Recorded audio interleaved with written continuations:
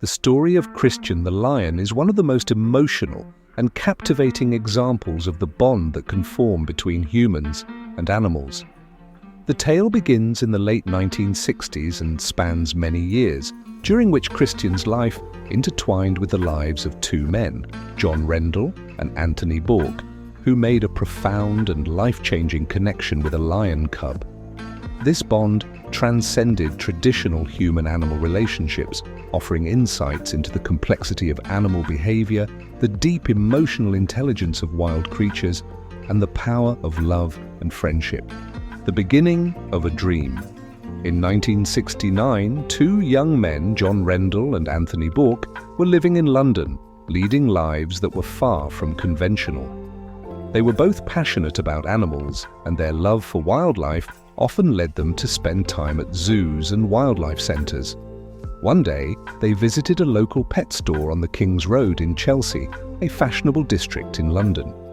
As they browsed the store, their attention was drawn to a lion cub. The tiny creature, just a few months old, was housed in a small cage, its fur still soft and golden, its eyes wide with curiosity and confusion. The lion cub was not like the typical pets the shop sold, and its very presence in a pet shop sparked a sense of urgency in the men. They realized that this lion, born to be wild, was living in captivity in a setting that was entirely inappropriate for such a majestic animal. The cub had been imported from Africa and was in desperate need of care, affection, and the space to grow naturally, not to mention the opportunity to live a life free from the confines of a cage. Both men, who had a deep respect for animals, were struck by the idea of providing this lion with a better future. They decided to buy the cub. The store owner was more than willing to sell, and just like that, Christian the lion became a part of their lives. The two young men took him home, and they quickly began the immense task of raising this wild animal in their London apartment. Christian, though young and innocent, would soon grow into a towering presence, and John and Anthony were more than ready to embrace the challenge.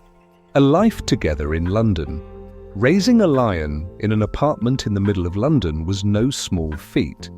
Christian, named after the shop where he had been purchased, quickly became an important part of John and Anthony's lives. The lion's presence was a constant reminder of the fragile nature of wild animals in human care. The men did everything they could to give Christian the best life possible. They fed him a special diet, gave him plenty of room to play, and ensured he had the love and attention any growing animal needs. However, as Christian grew, it became increasingly clear that the apartment was not the right place for a lion to thrive. Soon, Christian's playful antics became harder to manage. He would leap onto the furniture, tearing through the apartment, chasing after anything that moved. But the love between Christian and his human caretakers was undeniable. The lion would follow John and Anthony around, sleeping at their feet, showing affection in the way that only a wild animal can. Yet it was becoming more and more evident that Christian's growth and natural instincts were pulling him towards something bigger than the small confines of their London apartment.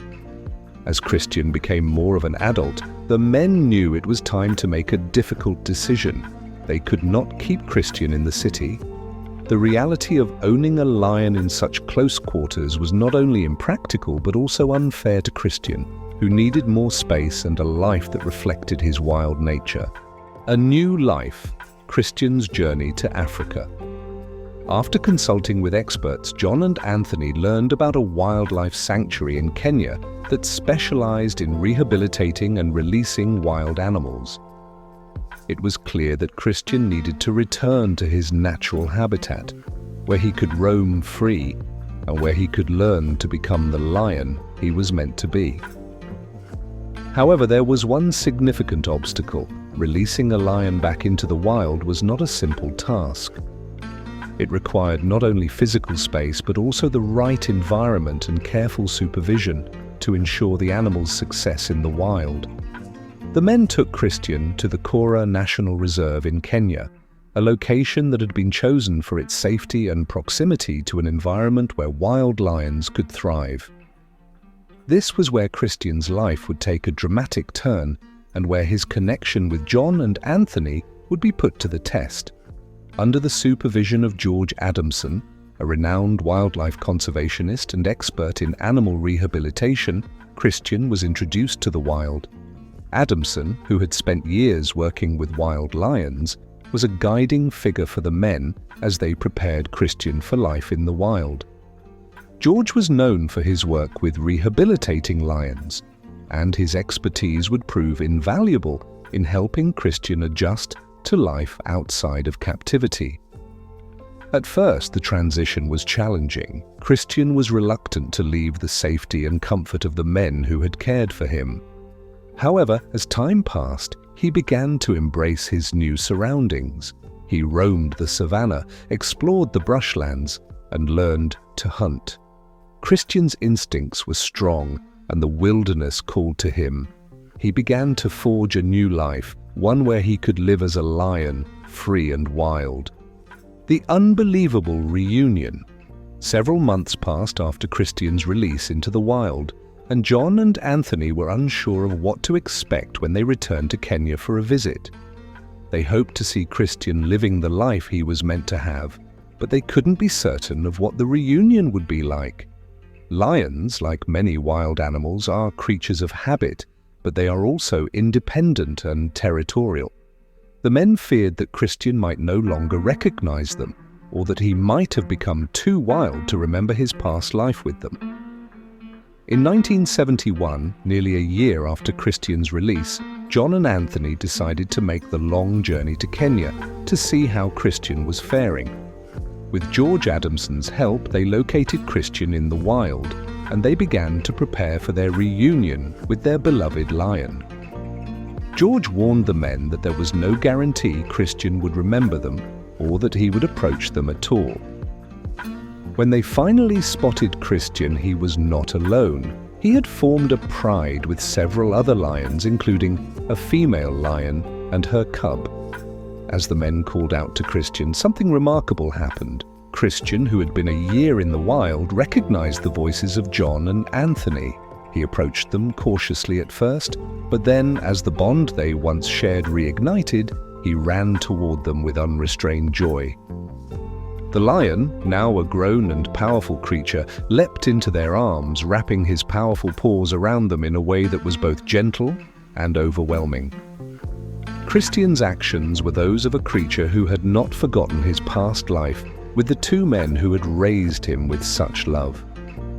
John and Anthony stood there in awe of the lion's reaction, overwhelmed with emotion. Christian was no longer the small cub they had raised in their London apartment, but the bond they shared was as strong as ever. The reunion lasted for several minutes, with Christian rubbing his head against John and Anthony, nuzzling them, and showing affection in ways that only a lion could. It was a moment of pure connection, a reminder that animals, even wild ones, can form deep emotional bonds with humans, and that these bonds can transcend time and space. Part 5. Christian's Legacy and Impact. Christian's Legacy and Impact.